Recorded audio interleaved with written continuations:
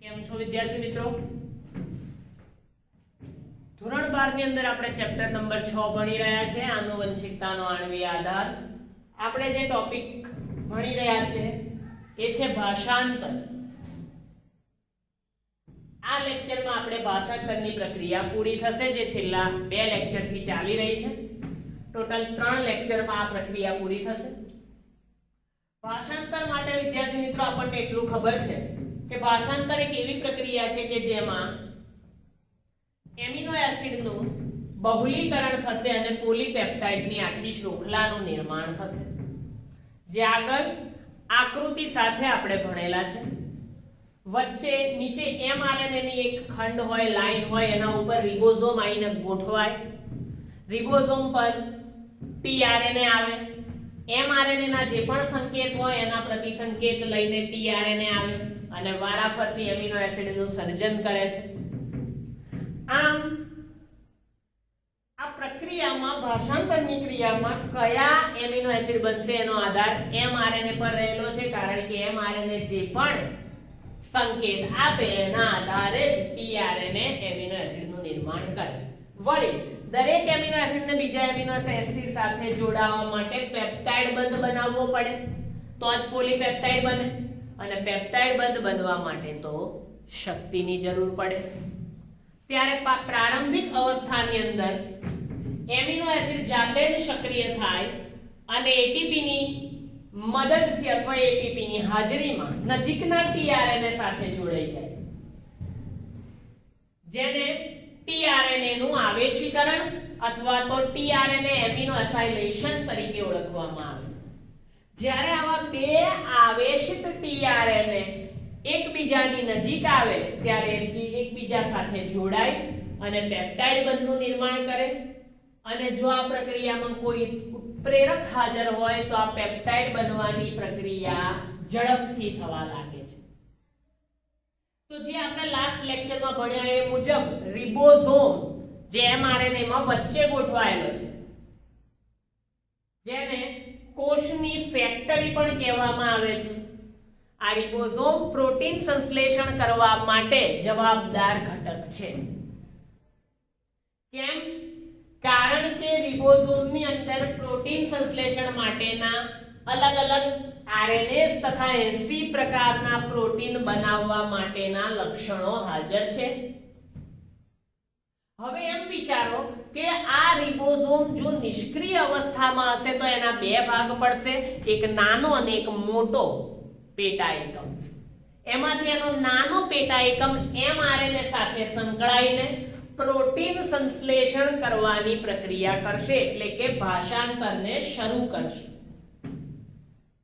હવે નાના એકમ દ્વારા જે ભાષાંતર શરૂ થયું એટલે જે નવા એમિનો એસિડ બન્યા, તો મોટો પેટા એકમ આ નવા એમિનો એસિડને પોતાના બે સ્થાન પર જોડીને એકબીજા સાથે બાઇન્ડ કરીને પેપ્ટાઇડ બંધનું નિર્માણ કરે છે.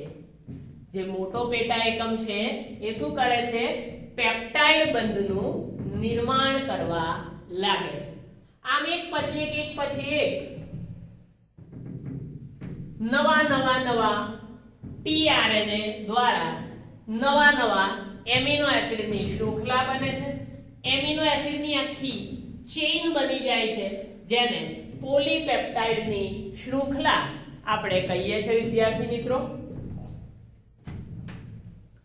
વધુમાં આગળ mRNA ની અંદર RNA નો એવો અનુક્રમ હોય છે જેની અંદર પ્રારંભિક સંકેત, સમાપ્તિ સંકેત અને પેપ્ટાઇડ બંધ બનવા માટેના સંકેત હોય છે.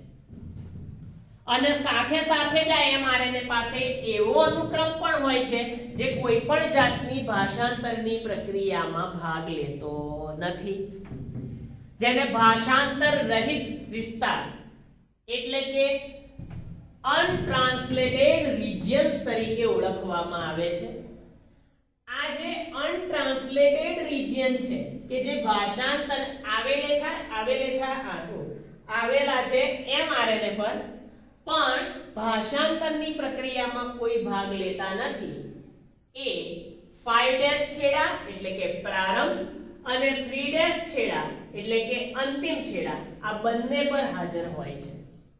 આ ભાષાંતર રહિત વિસ્તારો જે છે એ પ્રારંભિક છેડા અને અંતિમ છેડા આ બંને છેડે હાજર હોય છે mRNA.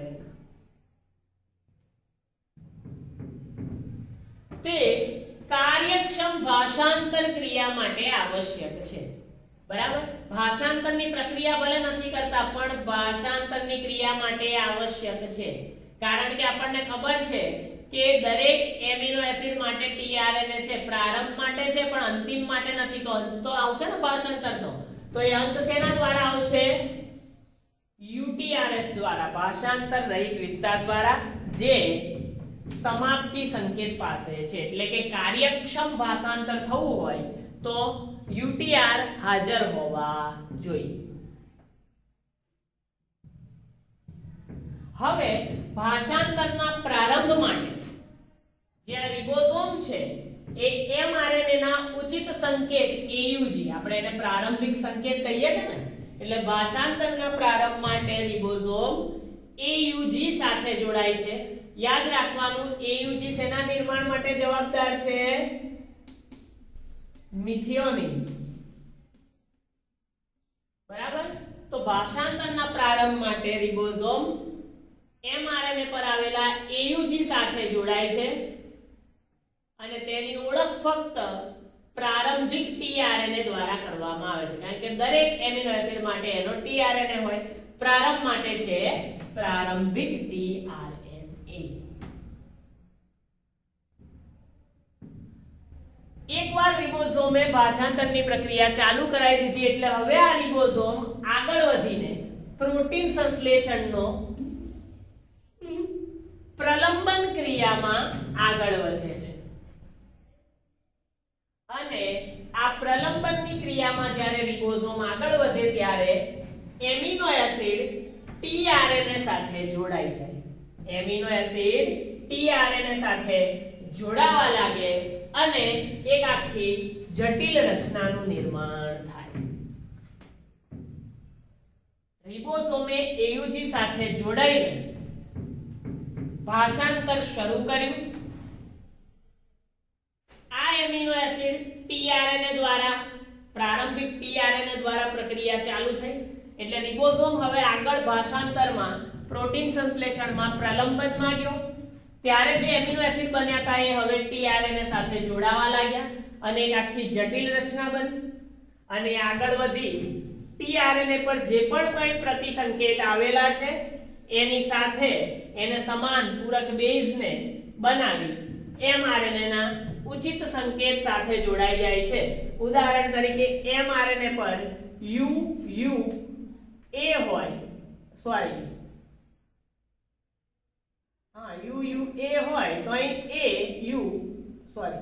AAU આ પ્રકારના પ્રતિસંકેત આવે. ટૂંકમાં હવે tRNA ના પ્રતિસંકેત લૂપ એ mRNA પર જે પણ પ્રકારના કંઈ બેઝ છે એના આધારે એના પૂરક બેઝ બનાવીને સંકેતો બનાવે. આમ રિબોસોમ mRNA પર એકબીજા સંકેત તરફ ખસે વારાફરતી. બરાબર, આ લાઈન હતી, અહીંયા રિબોસોમ હતો, આનું કામ પતી જાય એટલે પછી આમ આવે, એમ વારાફરતી ખસે, એક સંકેતથી અન્ય સંકેત તરફ ખસે. એક પછી એક એમિનો એસિડ જેમ જેમ એ ખસે એમ નવા એમિનો એસિડ બનતા જાય. બરાબર, એમિનો એસિડ ઉમેરાય અને છેલ્લે એમિનો એસિડનું આખું પોલીપેપ્ટાઇડની શૃંખલા બની જાય. અને છેલ્લે વિમોચક કારક જે સમાપ્તિ સંકેત છે એની સાથે જોડાઈ જાય, લાસ્ટમાં એન્ડ પર આવી જાય એટલે ભાષાંતરની પ્રક્રિયા ત્યાં આગળ પૂરી થઈ જાય. તો આ પ્રકારે 3 લેક્ચરમાં આપણે ભાષાંતરની પ્રક્રિયા સમજ્યા, જેમાં સૌથી મહત્વનો ફાળો કોઈનો ગણવામાં આવે તો એ છે રિબોસોમ. તો આને વ્યવસ્થિત ધ્યાન આપીને, વાંચી, લખીને, સમજીને, પૂછીને તૈયાર કરજો. અને ભાષાંતર વાળો જે ટોપિક છે એ મોસ્ટ ઇમ્પોર્ટન્ટ ટોપિક છે એટલે વ્યવસ્થિત રીતે આને તૈયાર કરવાનું છે. Thank you.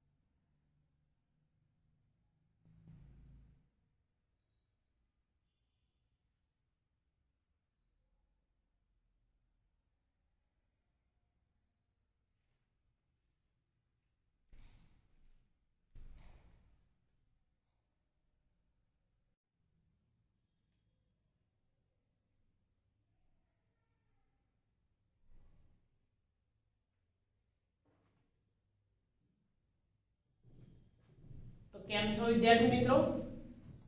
ધોરણ 12 માં આપણે ભણી રહ્યા છે ચેપ્ટર નંબર 6 આનુવંશિકતાનો આણ્વીય આધાર. આનુવંશિકતાના આણ્વીય આધારમાં હમણાં આપણે જે ટોપિક પૂરો કર્યો એ હતો ભાષાંતર. થોડી ઘણી આપણે ભાષાંતરમાં છેલ્લે ક્યાં સુધી વાત કરી એ સમજી લઈએ એટલે આ ટોપિક સમજવામાં આપણને સરળતા રહે. તો આપણે એવું ભણ્યા હતા કે ભાષાંતરની પ્રક્રિયામાં જે mRNA નો એક ખંડ છે, આ mRNA ના ખંડ પર RNA ના એવા અનુક્રમ હોય છે કે જેમાં પ્રારંભિક સંકેત, અંતિમ સંકેત અને પેપ્ટાઇડ બંધ માટેના સંકેત હોય છે કે જે ભાષાંતર શરૂ કરે, અંત કરે, પેપ્ટાઇડની ચેન બનાવે વગેરે માટે જવાબદાર છે. પણ પછી એમાં એવું કહે છે કે આ જ mRNA માં અમુક એવા RNA ના અનુક્રમ પણ આવેલા છે કે જેને ભાષાંતર હાથે કઈ લેવા દેવા નથી. તો જેને ભાષાંતર હાથે કઈ લેવા દેવા નથી એને ભાષાંતર રહિત વિસ્તાર એટલે કે અનટ્રાન્સલેટેડ રિજિયન્સ કહેવામાં આવે છે. આ અનટ્રાન્સલેટેડ રિજિયન્સ UTI એ ભાષાંતરની પ્રક્રિયા માટે ખૂબ જ ઉપયોગી છે અથવા કાર્યદક્ષ માનવામાં આવે છે. કેમ?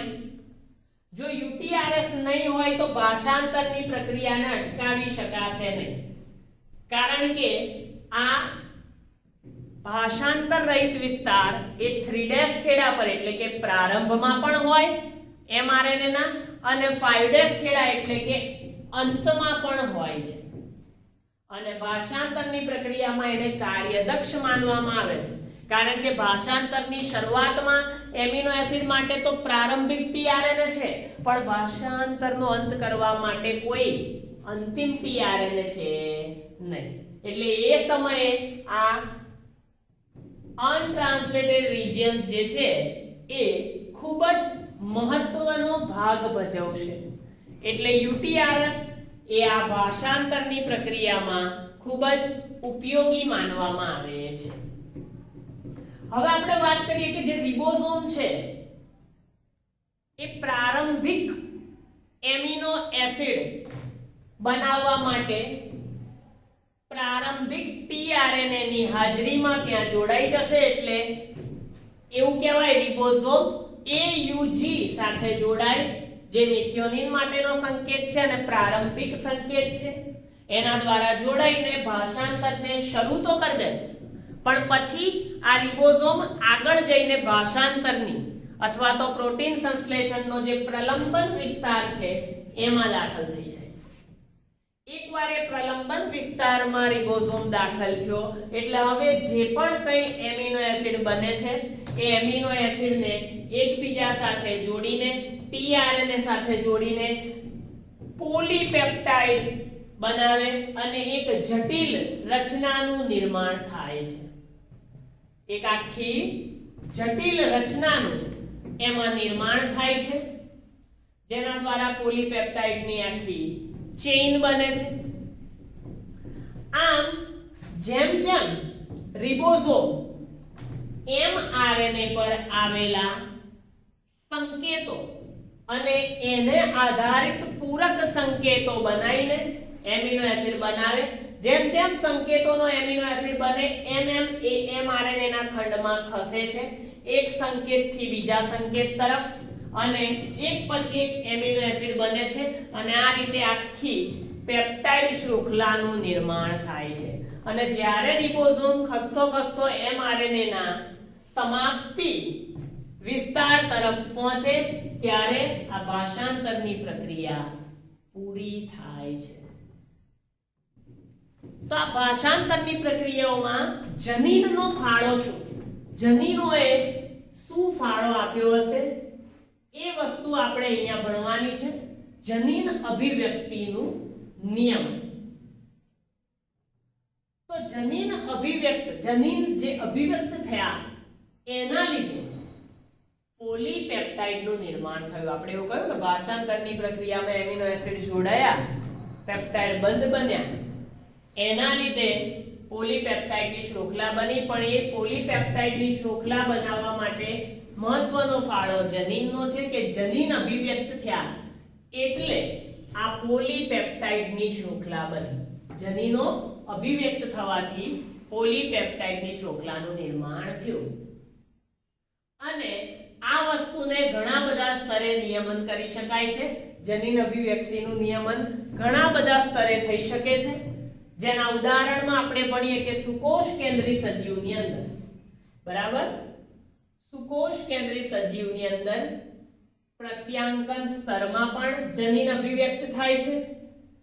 પ્રક્રિયા સ્તર જેને સ્પ્લાઇસિંગ કહેવાય, બરાબર, એક્ઝોન ઇન્ટ્રોન વાળી પ્રક્રિયા, એમાં પણ જનીન અભિવ્યક્ત થાય છે. mRNA નું કોષ કેન્દ્રમાંથી કોષ રસમાં સ્થળાંતરણ, આ પ્રક્રિયામાં પણ જનીન અભિવ્યક્ત થાય છે. અને ભાષાંતરની પ્રક્રિયામાં પણ જનીન અભિવ્યક્ત થાય છે. એટલે જનીનની અભિવ્યક્તિ ઘણા બધા સ્તરે સમજી શકાય છે, બરાબર.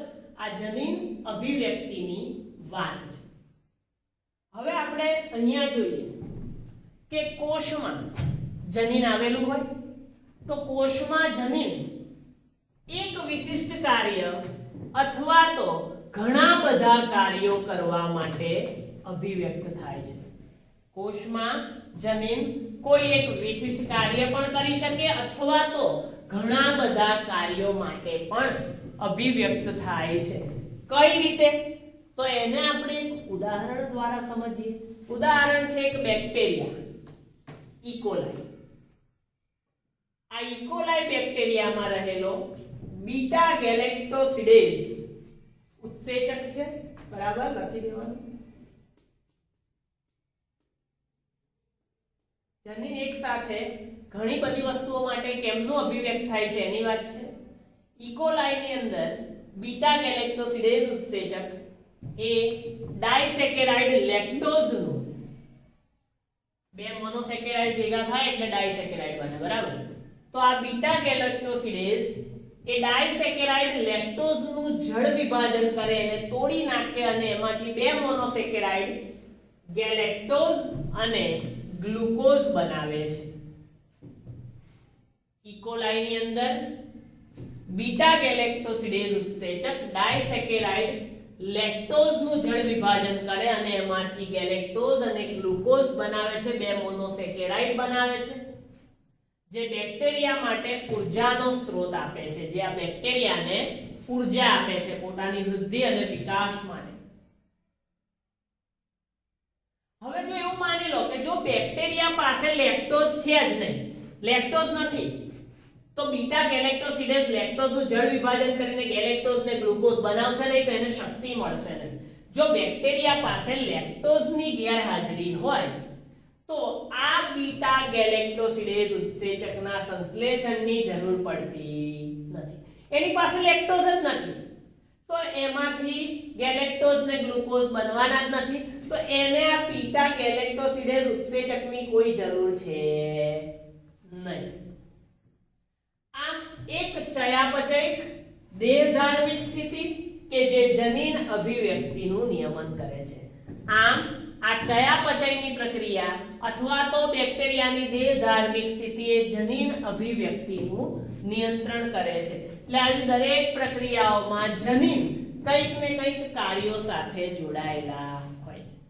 તો અહીંયા આપણે આ ટોપિકમાં જનીન અભિવ્યક્તિના નિયમનમાં અહીં સુધી રાખીએ છીએ.